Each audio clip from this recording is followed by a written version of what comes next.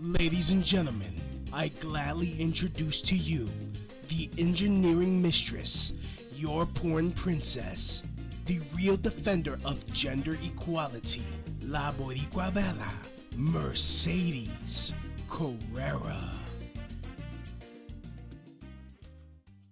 So, yes, I have an update.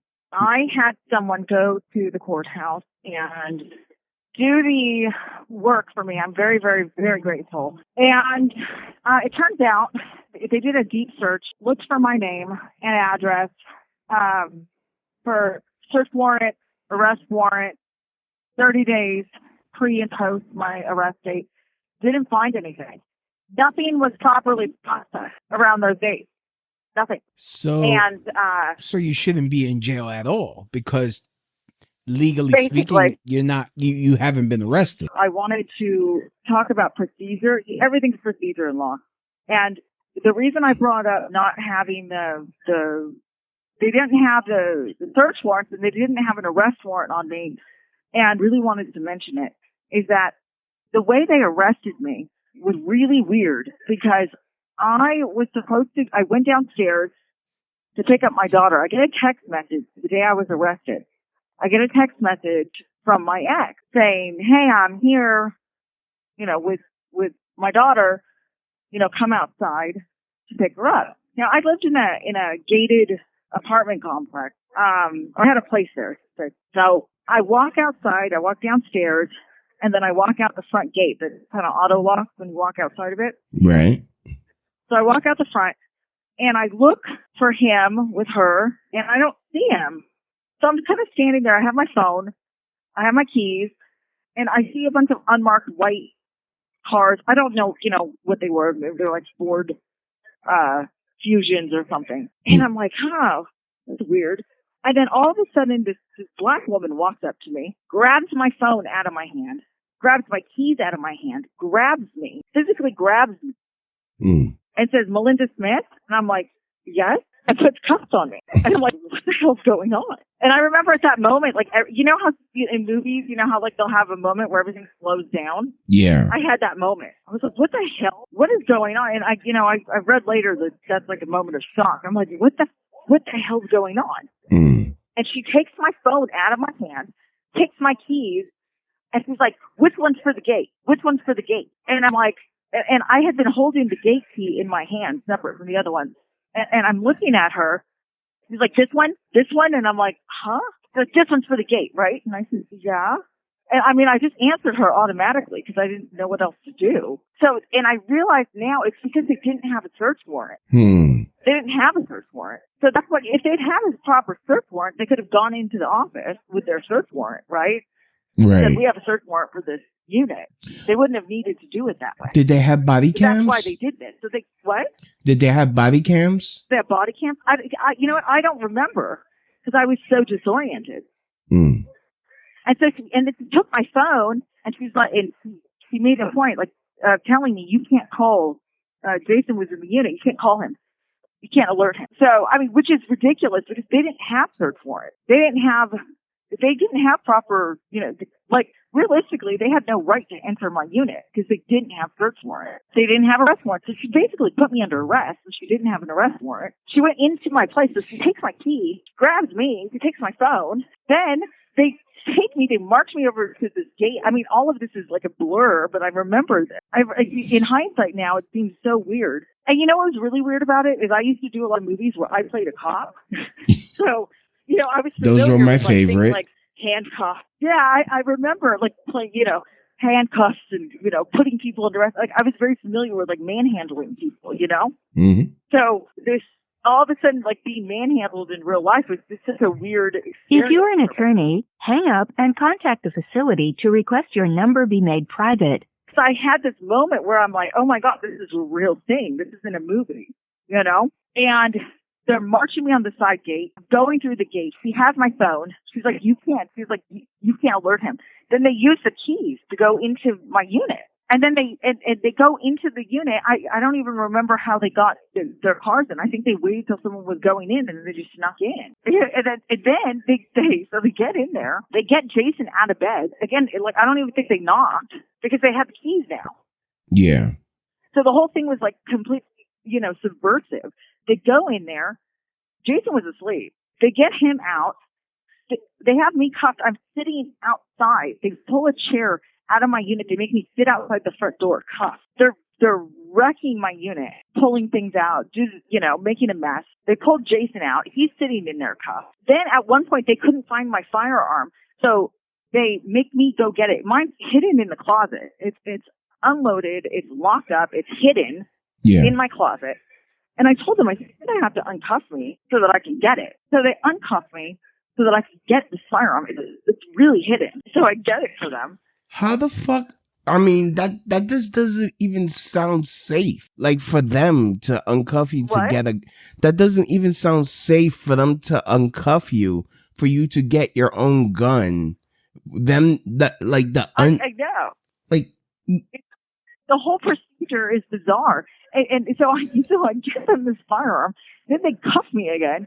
Then they put me I remember the whole thing I was just so weird. Then they cuff me again, put me in a car, put Jason in a separate car. I don't even think they locked the unit. They just leave.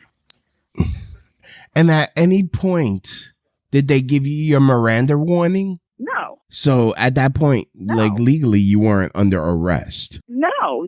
That's the weird part. That I'm cuffed, and yet never am I told I'm under arrest. See, but I'm cuffed. I'm physically restrained. So the lesson to take away from this is to keep your mouth shut. Like, try to stay calm. Try to stay calm. Keep your mouth shut, and only ask for a lawyer.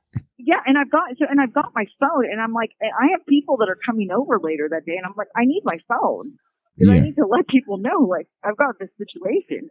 So I'm like, I need to use my phone, and she's looking over my shoulder, trying to get my code, and I'm like, what is this? Like, excuse me, what are you people doing? So then they put me in the car, and then they put us in for questioning, and I'm like, whoa. I'm like, hey, look.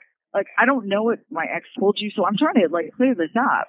Then all of a sudden they turn, like, really dark, and they're like, oh, you abused your daughter. I'm like, what? Excuse me, no. I was like, I want a lawyer. And then they're like, you're under arrest. And I'm like, what?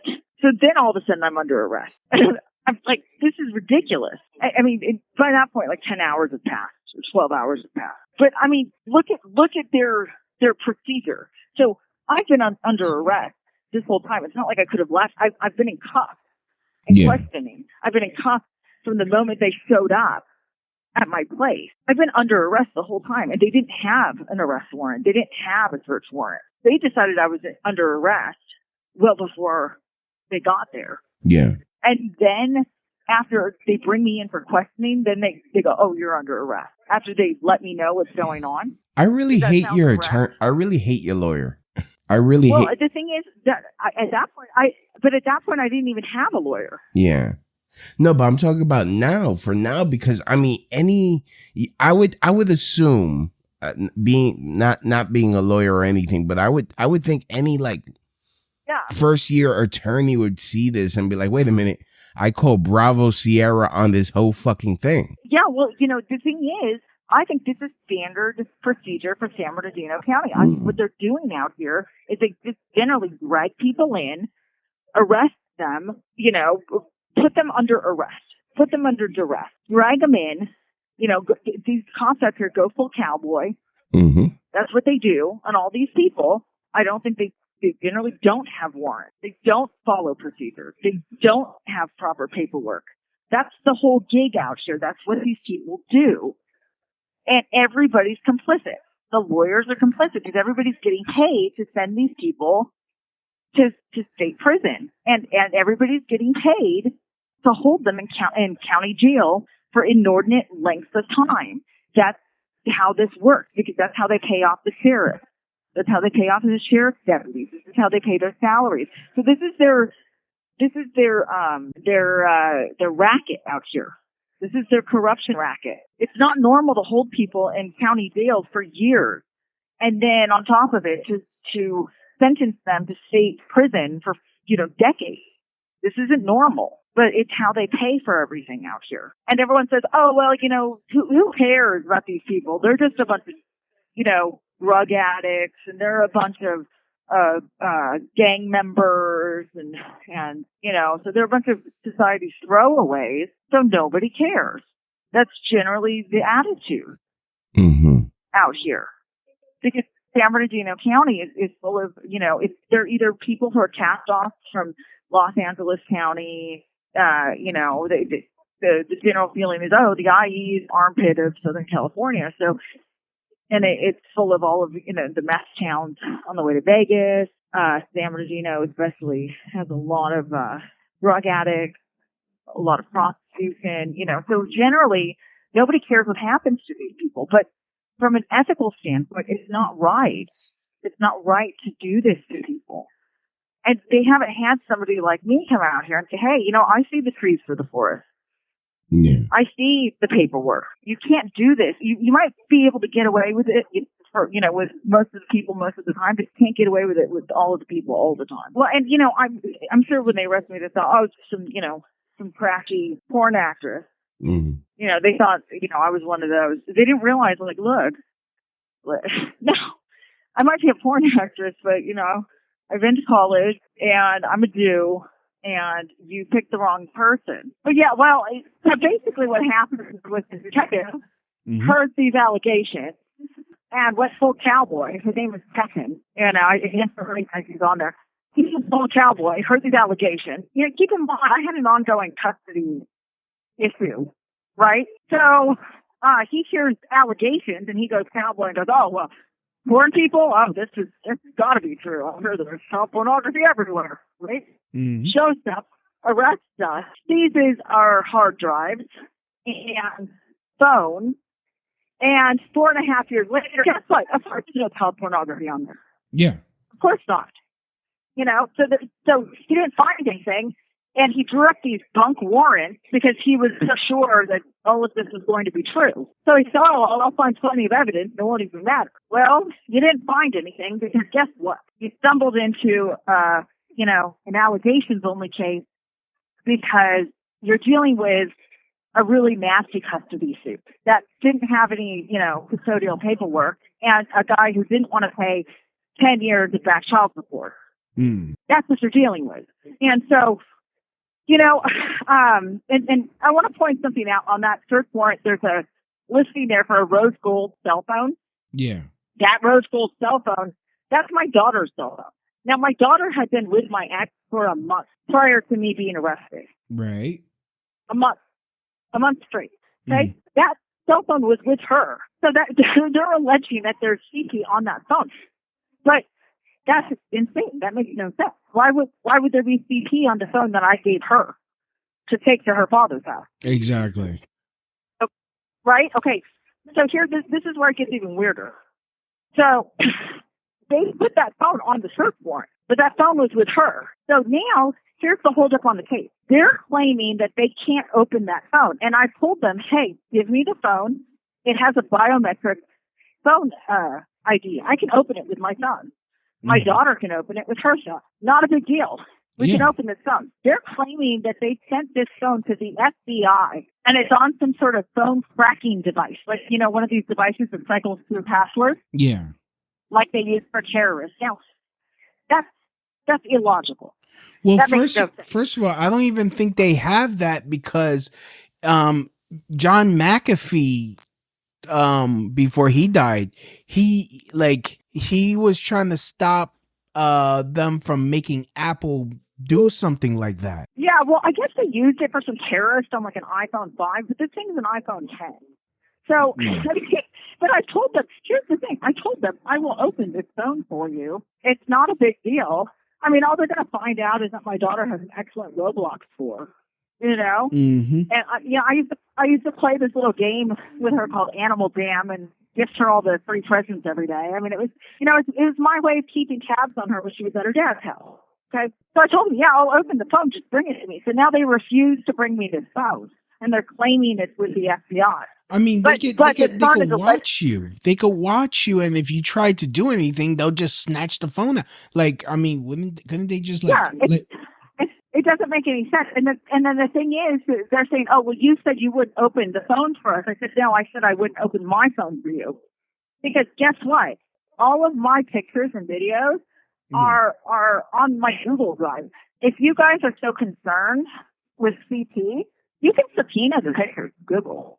Yeah. It's not a big deal. Go ahead. You're going to see lots of selfies. Okay. Most of them were on Instagram. There's nothing, I don't want to give you guys all of my contacts because I don't trust, like the San Bernardino Sheriff's Department was hacked, I think a couple months ago. And all of the personal identifying information of everybody in this jail was compromised, including their own deputies. Now, do you really think I want to give these people all of the contact information of like every porn star in the last 10 years, which I have in my phone? Do you think that's a good idea? No. I mean, I have social security cards. I have personal home addresses. No, I'm not doing that. I don't trust. I mean, but they can still get a warrant to have you open it. They would they could legally they could like just get a warrant and then you'll be legally obligated to open it. Well, they can get a warrant for the pictures and videos, but see, they didn't even bother getting a warrant to arrest me, did they? Right. So what warrant would they have all they would have? They don't need a warrant for all my contact information. All they need is a warrant for the photos and the videos. Okay, that's fine, but you're not going to find anything. And look, they took all my hard drives. Yeah. They looked through all of those. Did they find anything on there that was illegal? No. I have 2257. I have the proper paperwork for every person I've ever filmed, and they're all well over 18 years of age. So, and this is the holdup on my case. But and I want to address something. There was a comment made about how I put, everything forward each time. Yeah. Let me explain the process in the court to you. Every time when you're in custody, if you are an attorney, hang up and contact the facility to request your number be made private. When you're in custody and you go to court, you have absolutely no say in how anything goes. This is part of the reason I'm talking right now on this show. Because I want to explain that when you go to court, you're basically facing just a courtroom full of prosecutors. So I can go there and scream and yell, hold my book, say, I want to go to trial, I want to go to trial, I want to go to trial, I want to go to trial. And nobody's listening to me. Mm-hmm. And guess what? Every single time, it's my attorney or Jason's attorney who are saying, yeah, we're going to push it forward, we're going to push it forward. I mean, I've been wanting to go to trial since the beginning. Nobody listens. Nobody listens to me. I've had one judge. The entire time I've been here, there was one judge. I don't know his name. He was a white gentleman. And he said, I think Ms. Smith is really tired of this. It's about time you guys go to trial. And I was like, thank you. Finally, a white man said, thank God for the white. Thank God for white men everywhere.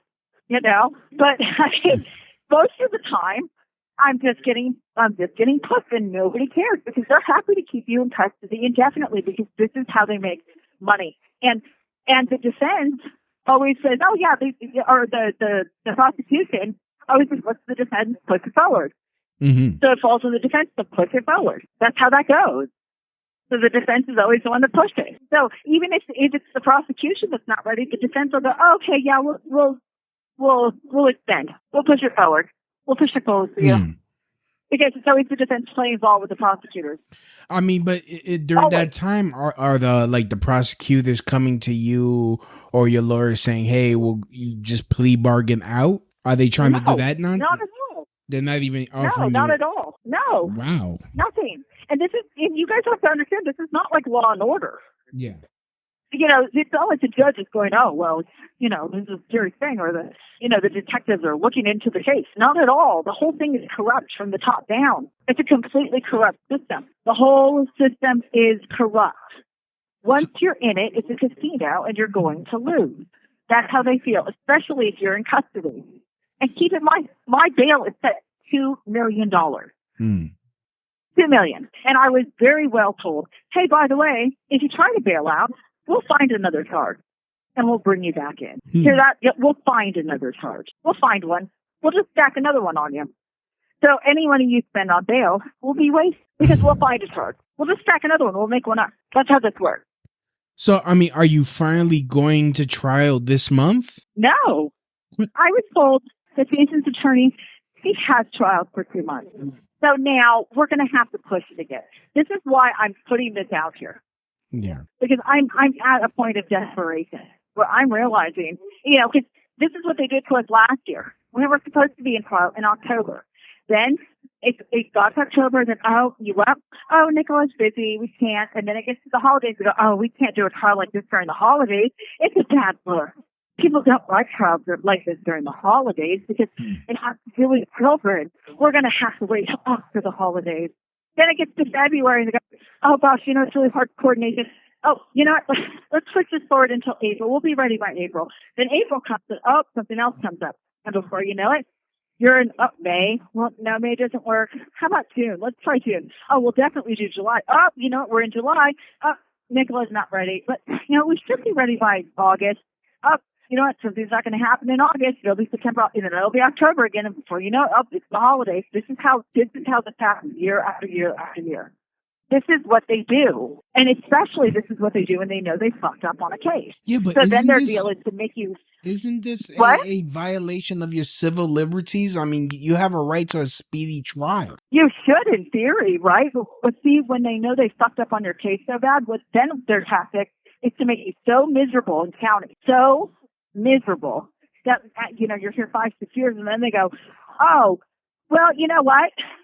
Like, this is something that I heard. Well, you are facing life. You are facing life. It's very serious. You're facing life. So how's a plea of 10 years down? Not too bad, right? That's better than life. How are you facing? You've already spent 5 years in county. How are you facing this is life? The game they play. How are you facing life when you just told me about a woman that actually did the crime that you're accused of, and she's doing 4 years? Exactly. But this is what they do because they don't want to admit that they fucked up. And then when they don't want to admit they fucked up, what they'll do is make you so miserable by not letting you out that then you're like, oh my God, I'm so miserable here. I'm so demineralized here. I'm so sick. I have a hemolytic anemia because I've gotten COVID 5 times here. 5 times. So I have hemolytic anemia. My red blood cells are actually cannibalizing themselves. I'm sick. And there's nothing I can do about it, especially because my second husband, Dr. Louis Tran, is in charge of medical triage at Arrowhead Hospital. So I'm absolutely terrified to go there for any treatment because I might not come out alive. So what's the name of the detective that arrested you again? His name is Patton. Patton, Patton, which is a terrible name considering the fact that one of my favorite generals of World War II was also named Pat. He's not like his namesake. I'm more of a MacArthur guy myself. What? You're more of a what? A MacArthur guy. I like MacArthur. He was a hell of a guy also, wasn't he? Yeah. But you got to level blood and guts. Yeah, but I mean, come on. He carried a little doll around of Hitler and had his dog piss on it. I mean, how do you get better than that? Oh wow! You didn't know that? Yeah, no. Wow, he hates him. Yeah. Yeah, he would get canceled. You gotta love a guy like that. He would get canceled. Oh yeah, absolutely. We'd say, well, it is their culture. Yeah. It is their culture to be Nazi. But what else is going on with San Bernardino County? Makes money on housing people. They make money on these cases. So they're happy to have any criminal case. They don't see these as liabilities. They see them as assets. In other districts, they see cases like this as liabilities, right? They say, hey, it could be a potential liability for us if we have a case that's posited as a criminal case and it's really a family court case, right? But when you have a district where 97% of the cases are wins for them. Now, how is that possible? How is it possible to have a 97% success rate on your criminal case? Well, because they do what you're doing, and they keep you in limbo until you hey, they offer you a deal, and you just want to be over with the process, and they just it's just laziness, right? Because the conditions are terrible. Because I get one set of clothes a week. Because the food is abhorrent. Because I'm held in a facility. My cell has black mold in it. Black mold. Like this facility should be condemned. There's black mold in my cell. I have hemolytic anemia from getting COVID 5 times. They consistently house me with people that are sick. I think every single one of my bunkmates has been sick, either with mental illness or physical illness. So they all make me ill. or they make me nervous. They're all dangerous to me in some way because I'm a healthy person. So I live on the top bunk. So what they do is they put healthy or dangerous people on the bottom bunks. I mean, unhealthy or dangerous people on the bottom bunks, right? And they go, oh, well, you're healthy, Smith. You're thin. You're mentally well. You can go on the top bunk. And then they lock me in a cell for 21 hours a day with somebody who's not well. 21 hours a day, I'm locked in a 50 square foot room with a toilet and a sink with somebody who's not well in some way. So it's hell. I get one set of clothes a week. The food here is terrible. We don't get fresh green. We get an apple or an orange that's probably rot. How is any of that legal? You know what? How is any of that legal? That sounds like a civil rights nightmare that any lawyer would be like, wait a minute, what the fuck? And like would start thinking, cha-ching, cha-ching, I'm going to sue the fuck out of these people. No. Right. Well, see, here's the thing. As long as they win against you, they're like, oh, well, you know, you signed to guilt or we won in your case. So, oh, well. And people die here all the time. There's an attorney named James Carrera in the high desert. I think he's in, I don't know, Apple Valley or something, that has sued them multiple times. They keep, you know, it's interesting because they're constantly putting the Riverside Sheriff on blast in the Inland Empire, but nobody puts the San Bernardino Sheriff's Department on blast. So I don't know who they're paying off.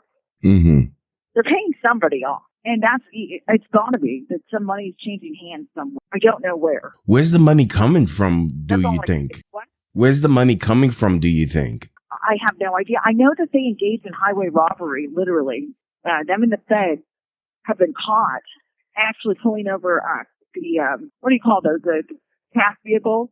The ones that do transport. Oh, for the cannabis? Yeah, for cannabis. Yeah. Cash transport. They actually do that. So I know that they were caught doing that, but they were told to give it back. And I think they only gave back a portion. But they also, keep in mind, they're making money off of every day that they hold people, you know, and they keep us at fairly maximum occupancy. They're charging the taxpayers. Yeah. For maximum occupancy in the jails. They're making money every single time they sentence people to the prison, because that's part of their gig here. Is they're saying, hey, you know, we're sentencing these criminals. These criminals are going to jail and going to prison, and everyone goes, oh, yay, congratulations. And the taxpayers throw money at it. Every time people are on probation and parole, they're charging the taxpayers. So the middle class is funding it. And for the most part, it's nonsense. You know, you're paying to babysit people, and it does no good. It's not doing anything. It has no appreciable effect on society. None. So, goodness, if we were able to get a hold of an actual civil rights attorney. Yeah, well, you know, it's interesting. The civil rights attorneys won't touch you until you're convicted. So you have to be convicted of a crime for them to want to help you. Isn't that interesting? When you're in legal limbo, they won't help. Even though your rights are being... You, have you been charged? Yeah. And you know, here's the thing. They say, well, your rights really aren't being violated because you're just being held in county jail. That's how it is. But in theory, county jail, you know, you shouldn't be held here for more than 6 months. Yeah. Certainly not 4.5 years. To be held in a county jail for 4.5 years is absurd. Well, I mean, you know, I think that's, you know, that's great. I feel like I'm in some sort of bizarre Kafka nightmare that I can't escape. It's completely bizarre. Yeah, I mean, I know that the world continues to have its own bizarreness. Everybody else, you know, I mean, I hear the news. I hear that things are continuing out there. Yep. I know that people go to retreats to have, you know, digital detox. I am in a permanent digital detox. So that's kind of nice. I guess there's an upside to that. You know, it's kind of it's its own digital detox with the exception of the constantly blaring television. I get a lot of reading done. I guess there's an upside. Yeah. I read a lot of Russian literature, so there's a plus to that. I finally understand Dostoevsky, so that's good. Okay. I mean, I don't know what else to say. I mean, you hear, we just had July 4th. You hear, I grew up believing that things like this could happen in this country. Mm-hmm. I don't believe that anymore. I firmly believe that this country has become a third world nation. That's what I believe. Well, they did say the United States is a third world country with a Gucci belt on. What? The United States is a third world country with a Gucci belt on. You know what? I always thought that was China. China has Gucci. We have the imitation Gucci. Well, that could very well be it. I mean, I'm on TikTok. I mean, China can afford the Gucci. I mean, I think America wears like the Tevas or something, don't they? Well, I don't. America wears Nike. Yeah, I mean, no, I don't know. I mean, I like my Chuck Taylors. No, see, that's what I'm saying. Like, I don't even think America wears Gucci. I think, like, whenever I see Gucci, I see it on like Chinese women that flew into Las Vegas. I think the U.S. really has. We don't. I mean, like, you hear about this in India. Like, for example, in India, there are people who sit in jail for literally decades, awaiting their cases to be seen, and that happens there.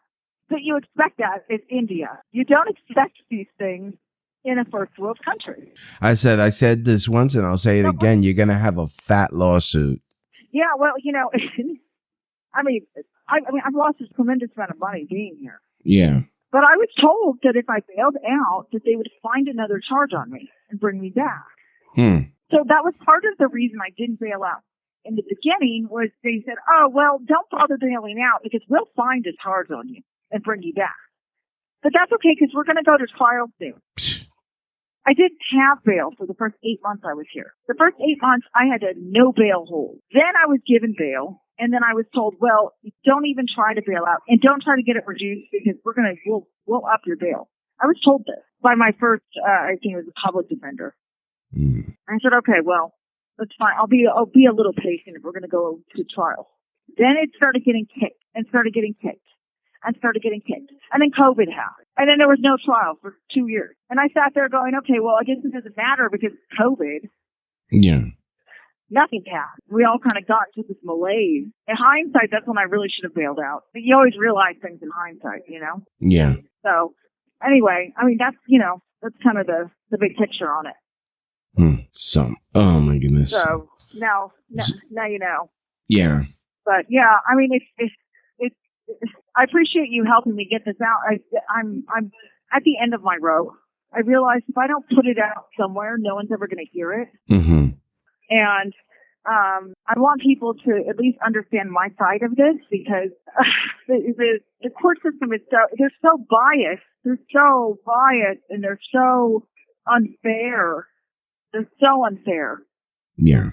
Like they really just they want you to lose. They just want you to lose. And you hear these things about it before you're in it, and then once you're in it, you're like, oh yeah, no, this is really like this. This is why these poor people get stuck in it. And I got some really, really great people. You have 1 minute left.